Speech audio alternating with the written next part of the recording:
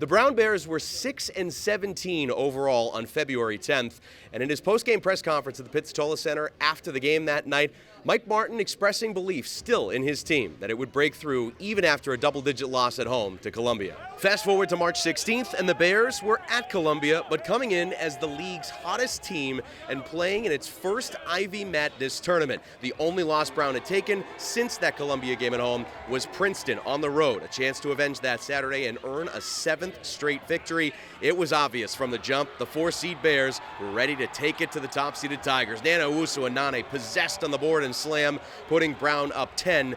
Then it's the Bears' leading scorer, Keno Lilly Jr., 2 more on the board, forcing a timeout from Princeton. A Tigers team that made it to the Sweet 16 in the Big Dance last year would fall down 13 at halftime.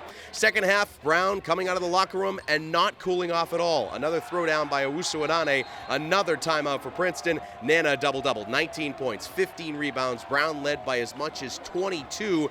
Every time Princeton wanted to make a run back, Lilly would put a stop to it, hoop in some harm. He had a game-high 27 points. The Tigers would start to press with their defense and finally make their push back, carving the deficit all the way down to 3 when Matalako hits the triple with under a minute to go. But the Bears hanging on with free throws, and then it's Lilly to A.J. Lesbert, one of Keno's 10 assists, also had a double-double in this one. And Brown pulls off the upset. The Bears knock out the top-seeded Princeton Tigers 90-81.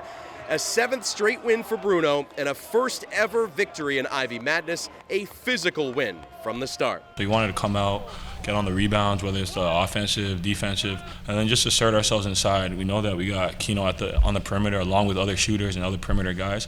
But me, Kalu, Mal, we just want to come in, just assert our physical dominance from the start. Yeah, it was awesome. I mean, I saw so many guys I played with, guys I coached, family members. It's really cool, and I'm excited to see them all tomorrow. We have a lot of work to do between now and then. And after that work is done, the Bears will be back here again tomorrow at Columbia, playing in the Ivy League championship game against the 2-seed Yale, who defeated Cornell on Saturday.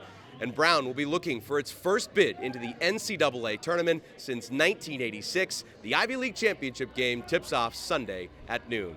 With the Brown Bears in New York City, I'm Nick Coy, ABC 6 Sports.